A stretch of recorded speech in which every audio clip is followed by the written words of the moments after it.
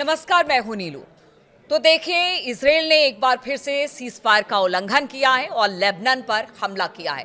कितना नुकसान लेबनान में हुआ है और बार बार इजराइल जिस तरह से लेबनान में सीजफायर को तोड़ रहा है, उसके क्या मायने हैं और आगे आने वाले दिनों में क्या परिणाम हो सकते हैं, बातचीत करने के लिए मयंक मेरे साथ है।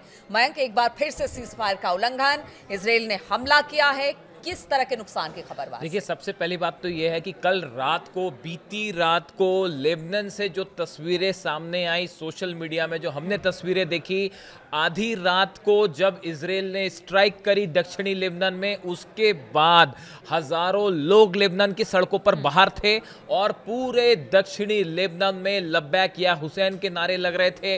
नसरल्ला जो एक्स चीफ हैं हिजबुल्लाह के थे, उनके लिए नारे लगाए जा रहे थे और अली खामेनी साहब के लिए भी नारे लग रहे थे। बहुत दिनों बाद ये तस्वीरें सामने आई। हमने एक बार पिछले वीडियो में भी ऐसे ही बताया था कि जब ये खबर आई थी कि हिजबुल्लाह को डिसआर्म करने की कोशिश हो रही है, जैसे हमास से हथियार रखने की बात हो रही है, ऐसे हिजबुल्लाह को भी कहा जा रहा था दबाव डाल के कि आप हथियार छोड़ दीजिए। उस समय अली लारिजानी जो एडवाइजर हैं अली खामेनी साहब के, वो बेरूत गए थे। उस समय भी ये तस्वीरें सामने आई थी, लेबनान की सड़कों पर लाखों लोग जमा थे और रात के वक्त की तस्वीरें, ऐसे ही तस्वीरें कल भी देखने को मिली हैं और हजारों लोग जो हैं वो खासकर दक्षिणी लेबनान में बेरूत से भी कुछ तस्वीरें आई हैं जिसमें लोग सड़कों पे थे और सब जगह लब्बैक या हुसैन के नारे लग रहे थे, नसरल्ला के लिए नारे लग रहे थे और ये कहा जा रहा था कि जो हिजबुल्लाह के समर्थक हैं उनकी तरफ से कहा जा रहा था कि हम किसी शर्त पर भी हथियार सरेंडर नहीं करेंगे। देखिए, ये पिछले जब से सीजफायर लागू हुआ है लेबनान और इजराइल के बीच में, जो ये सीजफायर हुआ उसके बाद से लगातार इजराइल की तरफ से कई बार सीजफायर तोड़ा गया है और कई बार हमले हुए हैं और ऐसा ही हमला बीती रात भी हुआ जिसमें ड्रोन से स्ट्राइक हुई और एयर स्ट्राइक्स की गई, फाइटर जेट ने स्ट्राइक की। हमने देखा कि सैटरडे को भी, जो शनिवार बीता गया, उस दिन भी ऐसे हमले हुए थे जिसमें कुछ लोगों की मौत हुई थी और कुछ लोग घायल भी हुए थे। अब देखिए, ये जो पूरी कोशिश है, अभी जो खबर सामने आई है कि ये दक्षिणी लेबनान में ये हमला हुआ, जिसके बाद जो जोसेफ ऑन है, लेबनान के राष्ट्रपति हैं, उनकी तरफ से बयान आया। उन्होंने कहा, Lebanese president Joseph on however insist Israel's strike targeted eight civilian facilities and condemns what he says is a breach of a ceasefire negotiated last year. अब ये राष्ट्रपति जो हैं लेबनान के, जोसेफ ऑन, ये जो है ये उस ग्रुप से हैं जो अमेरिका जिसको समर्थन कर रहा है। देखिए, लेबनान में अभी जो हालात है, एक हिजबुल्लाह वाला फ्रैक्शन है, काफी सारा जो बहुमत है, एक प्रो अमेरिका, हाँ, वो जो है हिजबुल्लाह को समर्थन कर रहा है और जो सरकार है वहां की, जो इस समय लेबनान की ऑफिशियल गवर्नमेंट है, वो अमेरिका के साथ मिलके हिजबुल्लाह को डिसआर्म करवाना चाहती है, हिजबुल्लाह से हथियार रखवाना चाहती है। ऐसा एक कानून भी वहां संसद से विधेयक भी पास हो गया था। तो अब देखिए, हालात ये है कि जो ग्रुप अमेरिका को समर्थन कर रहा है, लेबनान की जो सरकार है, उनके राष्ट्रपति खुद इजराइल पर आरोप लगा रहे हैं कि आपने हमारे सिविलियंस को मार दिया, आपने सीजफायर का उल्लंघन कर दिया। ये हिजबुल्लाह तो कह ही रहा है, हिजबुल्लाह तो जो कह रहा है वो कह रहा है, जो ग्रुप समर्थन कर रहा है अमेरिका का, वही इजराइल पर आरोप लगा रहा है, क्योंकि बार बार इजराइल कहता है कि वो हिजबुल्लाह को टारगेट कर रहा है। अब इजराइल की तरफ से ये बात कही गई कि हमने उस हिजबुल्लाह का जो स्ट्रक्चर है, जहां पे मशीनरी थी, उनके वेपन डिपोज थे, हमने उसको निशाना बनाया, ऐसा इजराइल की तरफ से कहा गया। जबकि हिजबुल्लाह का कहना है कि ये जो हमले हुए हैं ये सिविलियंस पे हुए हैं, जिस जगह पर ये हमले हुए वहां पे कोई आर्म्स नहीं थे, कोई हथियार नहीं थे, कोई मशीनरी थी। इस तरह की बात इनकी तरफ से सामने आई है। देखिए, असल में लेबनान में जो असली लड़ाई है वो इस बात को छिड़ी हुई है कि जैसे हमास पर दबाव डाला जा रहा है कि आप हथियार रख ले, सीज फायर के नाम पे हथियार सरेंडर कर ले, बिल्कुल यही स्थिति बनी हुई है लेबनान में। जो ये पूरे हमले हो रहे हैं, इसके पीछे का जो गणित बताते हैं, जो एक्सपर्ट बता रहे हैं, बहुत सारे विदेश नीति के जानकार बता रहे हैं, रक्षा एक्सपर्ट बता रहे हैं, मिडिल ईस्ट के जानकार बता रहे हैं कि कोशिश ये हो रही है, इसका ट्रंप ने भी जिक्र किया था हाल ही में एक जगह, कि किसी तरह से हिजबुल्लाह को डिसआर्म किया जाए। वो तो हमास हिजबुल्लाह दोनों को आतंकवादी संगठन कहते हैं। अब देखिए, ये जो है इस बात के लिए हिजबुल्लाह कतई तैयार नहीं है। हिजबुल्लाह की तरफ से साफ कह दिया गया है कि किसी भी शर्त पे जो है वो हम हथियार नहीं छोड़ेंगे।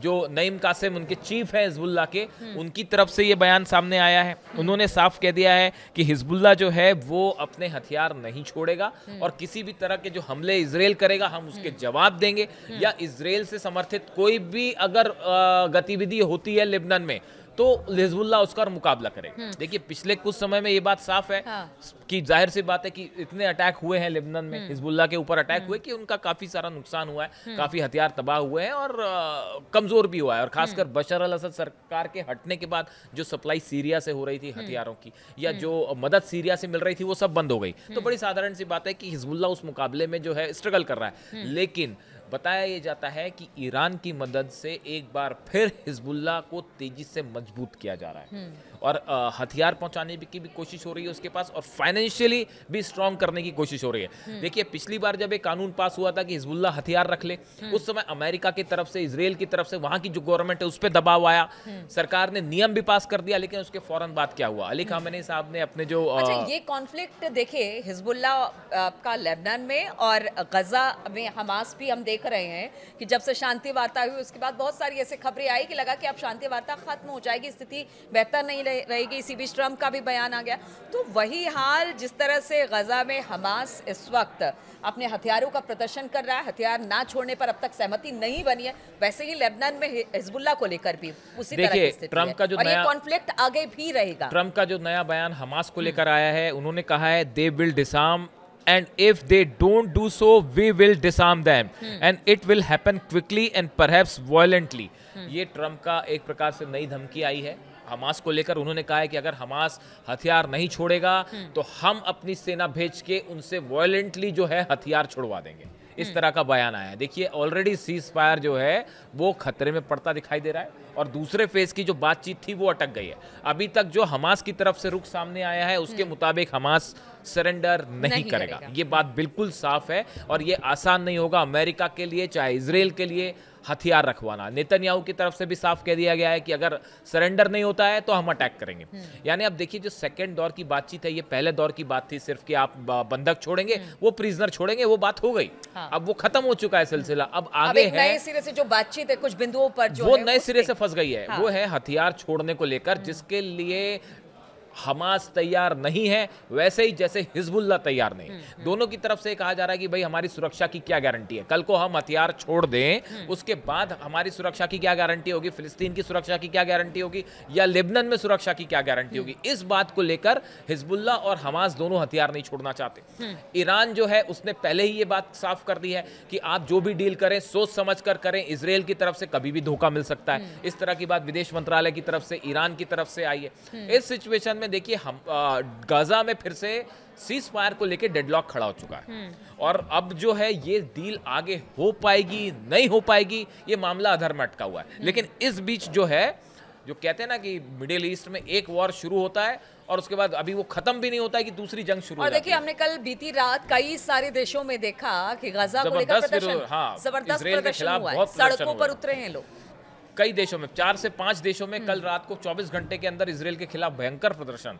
और आप देखिए, पाकिस्तान में भी प्रदर्शन हो रहा है। जो वहाँ का एक ग्रुप है लब्बैक कुछ उसका नाम है, जो वो भी प्रदर्शन कर रहा है इजराइल के खिलाफ। तो कई देशों में इजराइल के खिलाफ जबरदस्त प्रदर्शन हो रहे हैं। और अब ये हिजबुल्लाह के साथ जो नया फ्रंट खुलता दिखाई दे रहा है, ये बताया जा रहा है कि आने वाले कुछ दिनों में हम जिस तरह की स्ट्राइक गजा में हो रही थी, ऐसे हमले हम लेबनान में देख सकते हैं। और अब इसकी तरफ से अब जवाब इस बात का, इंतजार इस बात का है कि हिजबुल्लाह की तरफ से क्या जवाब दिया जाता है इसराइल को। क्या हिजबुल्लाह भी सीज फायर तोड़ के रॉकेट हमले जैसे हम पहले देख रहे थे उस तरह के हमले होंगे, या देखिए हिजबुल्लाह के पास अभी भी बड़ी संख्या में लड़ाके मौजूद हैं। हाँ, हथियार भी है, हथियार भी हैं, लड़ाके भी हैं, इसमें कोई शक नहीं है। और इसीलिए वो उसे छोड़ना भी नहीं चाह रहे। तो इस सिचुएशन में क्या, जैसे नईम कासिम कह रहे हैं कि इजराइल को जवाब दिया जाएगा, ये लड़ाई क्या आगे बढ़ सकती है? क्या जो हिजबुल्लाह पर दबाव है कि आप हथियार रख दीजिए, क्या इस बात को लेकर हम लेबनान में आने वाले कुछ दिनों में एक नई जंग देख रहे हैं? और क्या 1-to-1 ग्राउंड ऑपरेशन की नौबत फिर से आ सकती है? और अगर ऐसा होता है तो इसका असर गजा पे क्या होगा, हमास के साथ जो सीज फायर है उसका क्या होगा? यानी आप देखिए, हमास और हिजबुल्लाह को लेकर एक जैसी सिचुएशन है और स्ट्रेटजी उसी तरह के अपनाई भी जा रही है। और अगले कुछ दिनों में, 1-2 दिन में आप देखिएगा, इसको लेकर एक बड़ा फैसला हो जाएगा कि देखिए, कतर, इजिप्ट बीच में है, कोशिश कर रहे हैं, लेकिन वो नतीजा ला पाएगी अरब देशों की कोशिश? क्या वो हमास को मनवा पाएंगे? फिलहाल ऐसा होता नहीं दिख रहा है। बिल्कुल, देखिए तो एक जगह शांति की लौ अभी जली भी नहीं है कि दूसरी जगह एक बार फिर से कहते हैं कि स्थिति थोड़ी सी बदतर होती चली जा रही है। लगातार हिजबुल्लाह पर इजराइल अटैक कर रहा है, सीज फायर का उल्लंघन कर रहा है। क्या गजा जैसी स्थिति लेबनान में भी देखने को मिलेगी? बहुत सारे ऐसे सवाल हैं जिसको लेकर अब चिंता जताई जा रही है कि क्या इसी तरह से ये कॉन्फ्लिक्ट मिडिल ईस्ट में बना रहेगा। एक जगह थोड़ी सी शांति होती है और दूसरी जगह एक बार फिर से आग भड़क जाती है। चलिए, इस खबर पर लगातार हमारी नजर बनी रहेगी। बहुत बहुत शुक्रिया आप सभी का हमारे साथ इस चर्चा में शामिल होने के लिए।